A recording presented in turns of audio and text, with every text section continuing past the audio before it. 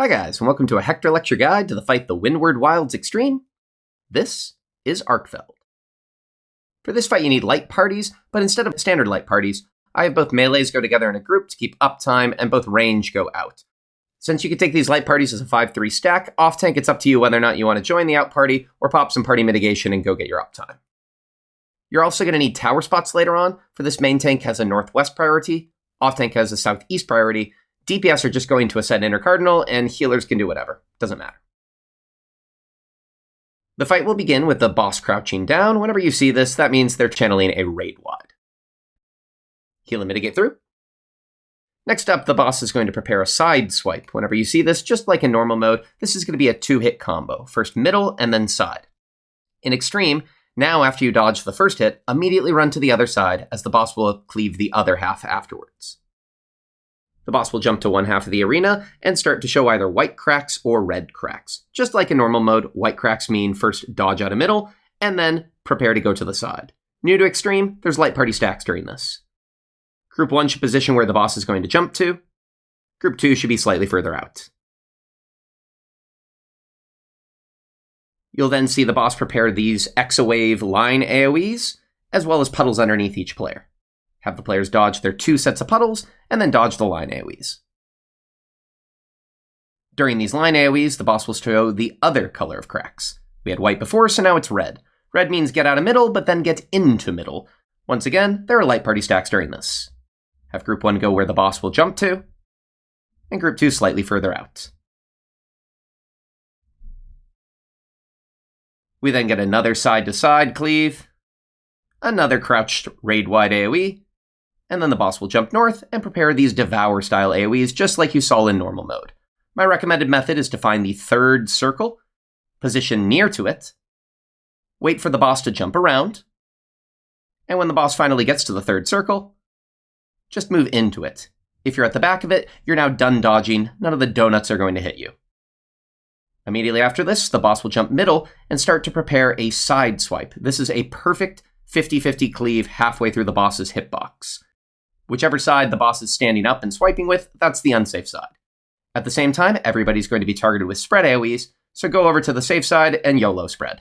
Plenty of room and plenty of time. If you have to, take the boss's cleave instead of overlapping 2 spreads, as overlapping 2 spreads will kill both players. This is followed up with the boss raising its tail up. When you see this, don't be behind the boss, as there's going to be a small line AoE the direction that the boss is not facing. Then we get a whole party stack, so just take this at the edge of the boss's hitbox. We're going to get another side-to-side cleave, this time with the boss in the middle of the arena, another raid-wide, and then stack middle, ready for towers to spawn. Now there's a couple of different ways these towers can spawn, but the general idea is that there's always going to be a small tower near-ish to each intercardinal, and then 2 large tank buster towers. Tanks will need to pop mitigation before they soak these.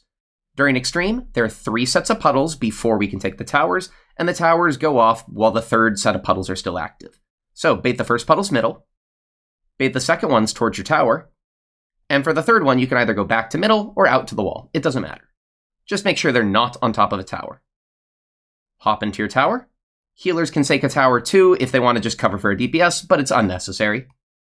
And if everybody's soaked a tower, you're all fine. Crystals will spawn under each normal tower, and large crystals under each tank tower. And now we get a mechanic from normal mode. These are the exaflares that'll go off from middle. Just make sure you're not near any of the large crystals or the small crystals, as they get hit by an exaflare, they will explode. Continue to dodge as the exaflaves continue. And during this, one roll is going to get all targeted with spread AoEs, so loosely spread out while you're dodging these. After the first roll's spreads go off, the other roll will get targeted. When this is all done, you'll see the text Guardian Arkveld brings its might to bear, and you get 1 small raid wide, 2 small raid wides, and then a very hard-hitting raid wide to mitigate through. To start phase 2, we get another raid wide, why not? And now, really, the main wiping mechanic of this fight, the limit cut. Players are going to be numbered 1 to 8. The boss will tether to player 1 with a tether that needs to be stretched far enough.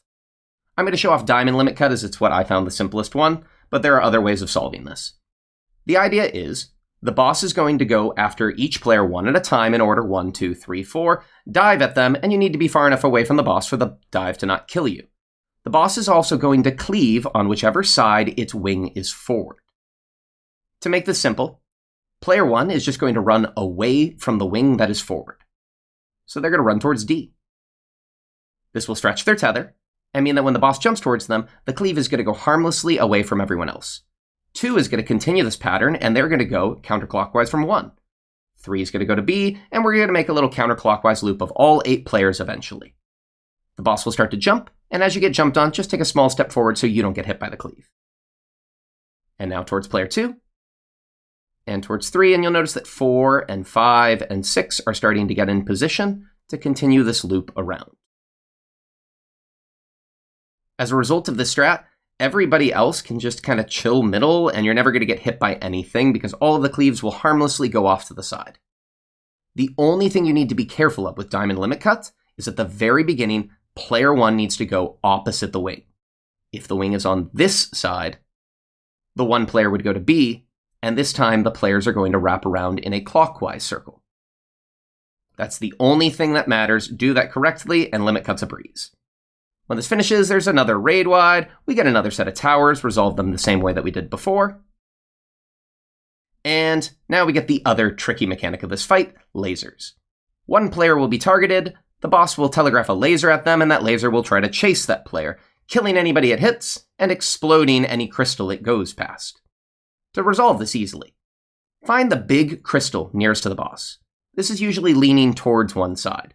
The party should go away from that crystal, while the player who is marked should go towards that crystal on the side. Wait until the telegraph appears, and then that player can go run across and join everyone else. The crystals should harmlessly explode away from the party. Another player is getting marked here. A telegraph will appear, as well as 2 light party stacks, and now everybody can just run across to the other side. The laser will chase but not reach them. Group 1 in, Group 2 out, and the light party stacks are sorted. A third telegraph appears. Run across to the other side. Spread AoEs will start to appear, so be loosely spread, but there's plenty of time afterwards to just spread out. No need to prepare positions, just YOLO. There's another raid wide, and then the boss will jump to one side, and we get more of these Exawave AoEs, this time hitting both vertically and horizontally. To start, you can just dodge directly into middle or directly onto the boss's hitbox. Around the time that the third AoE goes off, you'll see the boss prepare a side-to-side claw attack. So dodge to the safe side, and immediately sprint across to the other side. Watch out now as the waves are coming back. Dodge them, and there will be a raid wide from the boss crouching down during this. One more set of waves, so dodge them again. And then the boss is going to jump to the other side and prepare the Devour mechanic that we saw earlier. No need to go back over this, it's exactly the same as it was before. A lot of repeated mechanics in a row now. We're going to get the spread AoEs with the boss cleaving half of the arena. We're going to get the tail swipe attack. And we're going to get a full party stack. The only difference this time is taken on the edge of the boss because you'll get a big puddle AoE underneath that everybody should dodge out of. We get another side-to-side sweep. We get another crouched AoE. And we get towers again. After the towers are resolved, the final new mechanic is just exawaves that appear 2 at a time at one side of the arena.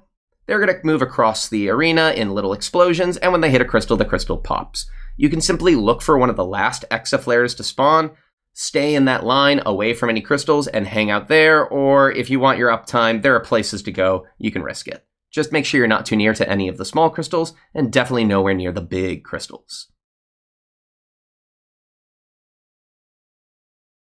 After this Exawave mechanic, you have several minutes of completely repeated mechanics. It's all things you've seen before, so just adapt as you go.